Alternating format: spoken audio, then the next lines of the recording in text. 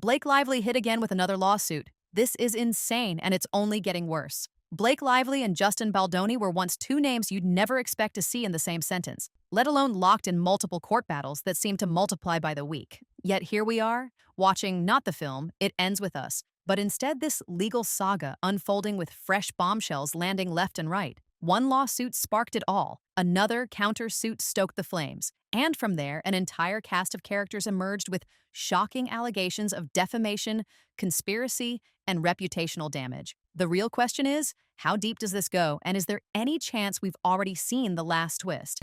Harassment thing is just not making any sense. After working for this film for almost 2 years, together collaborating, text messages, voice memos, getting along, joking, we never had an issue before the break. And then after the break, suddenly there's this weird thing going on with all these demands. I met him at their place, and Ryan blows up on me, and then Taylor's looking at me like I'm some criminal. The origin of the feud. No one quite knows the exact moment tensions between Blake Lively and Justin Baldoni exploded, but it's clear the spark was a high-stakes lawsuit initiated late last year. Initially, rumors circulated that there might be business disputes or creative disagreements behind the scenes. Then came the official complaint that captured everyone's attention. In the beginning, the public mostly shrugged it off, expecting a quick resolution. After all, high-profile figures often settle legal matters quietly, but this time, the usual hush-hush approach didn't happen. Instead, the initial filing acted like a lightning rod, attracting controversy and reporters eager for the next big angle. Suddenly, documents were popping up everywhere, and social media was set ablaze.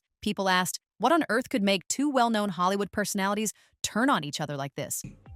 Time progressed in this film. She decided that she wanted to be a producer. She started to make edits.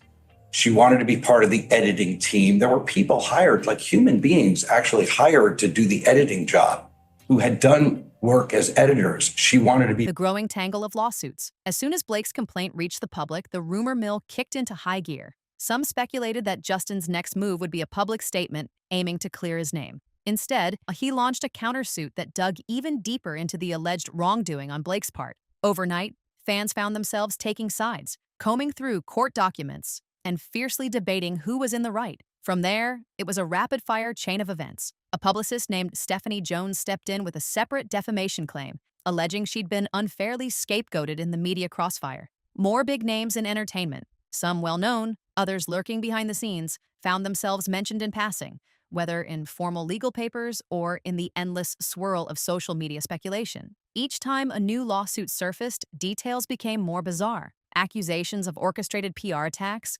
planted social media posts, and manipulative news coverage started dominating the headlines. Fans on Twitter tried to piece together the puzzle, referencing cryptic statements from attorneys on all sides. And just when it felt like the scandal had reached maximum intensity, the narrative shifted again. Enter Jed Wallace. Few people had heard the name Jed Wallace before this saga, but his presence would soon become one of its most significant twists. Wallace, a crisis management consultant, typically operates in the shadows. Think of him as the professional who's called in to handle emergencies before the public even realizes there's a problem. This time, however, he's right in the spotlight. According to Blake's complaint, Wallace was part of a sophisticated operation that allegedly fueled a swarm of negative stories targeting her credibility. The claim was that Wallace's team orchestrated online campaigns, swaying public opinion to favor Justin Baldoni and undermine Blake's version of events. It all sounded straight out of a thriller novel, prompting an avalanche of speculation about how these so-called digital armies function. What's Wallace's response?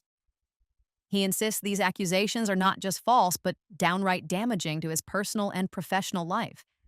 And in a dramatic twist, he's firing back at Blake with a lawsuit of his own, seeking millions in damages for what he describes as reputational ruin. He contends that he has never spoken to Blake directly, yet finds himself painted as some digital puppet master pulling the strings to ruin her career. The metadata controversy. While Wallace's accusations grab plenty of headlines, another issue has overshadowed them, the now infamous metadata controversy. Justin's legal team claims it has reason to believe the New York Times received copies of Blake Lively's civil rights complaint well before it was officially filed in court. Their evidence? Alleged creation dates in the document's metadata that appear to predate the lawsuit's official filing. To outside observers, that might sound like a minor technical detail. But in legal disputes involving defamation and credibility, timing is everything. If Justin's attorneys can show that Blake's team and certain media outlets collaborated to orchestrate coverage well in advance, it might undermine the protections typically afforded by litigation privilege. On the other hand, the New York Times and Blake's representatives argue these claims are based on a misunderstanding of how file uploads, web crawlers, and digital indexing work. Some individuals online, often referred to as internet sleuths, began dissecting the PDFs, analyzing every last date stamp. They posted elaborate explanations with screenshots of web-cached versions that seemed to suggest the file existed weeks beforehand. Naturally, this escalated into a broader conspiracy theory.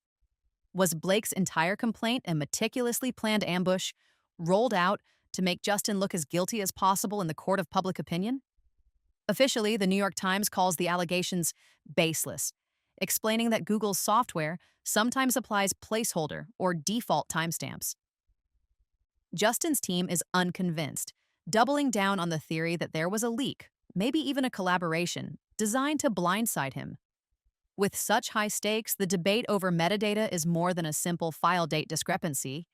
It's a possible turning point that, if proven, could dismantle Blake's entire defamation shield. At this point, Blake Lively and Justin Baldoni's saga has ballooned into one of the most convoluted legal showdowns in recent Hollywood memory. We've seen an ever-growing roster of lawsuits, from Blake's original complaint to Justin's countersuit, and now Jed Wallace's defamation claim, each entangled in controversies over hidden agendas, crisis management firms, and the baffling puzzle of metadata. Every time it seems like the story might cool off, a new court filing or insider leak ignites it all over again. As it stands, both Lively and Baldoni argue they're the ones telling the real story. Their legal teams have painted pictures of vast conspiracies, hush-hush leaks, and relentless media pressure campaigns.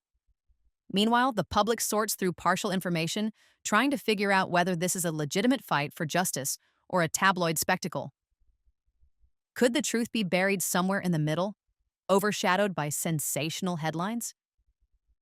One thing is certain, this fiasco has proven how quickly personal disputes can morph into epic battles with massive implications, legally, reputationally, and even financially. Regardless of which side eventually prevails in court, the entire industry is watching to see how the rulings might redefine the boundaries of litigation privilege, public defamation, and the use of crisis management teams in high-stakes conflict. For now, we wait. Will Jed Wallace's lawsuit flip the script once more? Will more public figures step forward with their own claims, adding new layers to an already twisting narrative?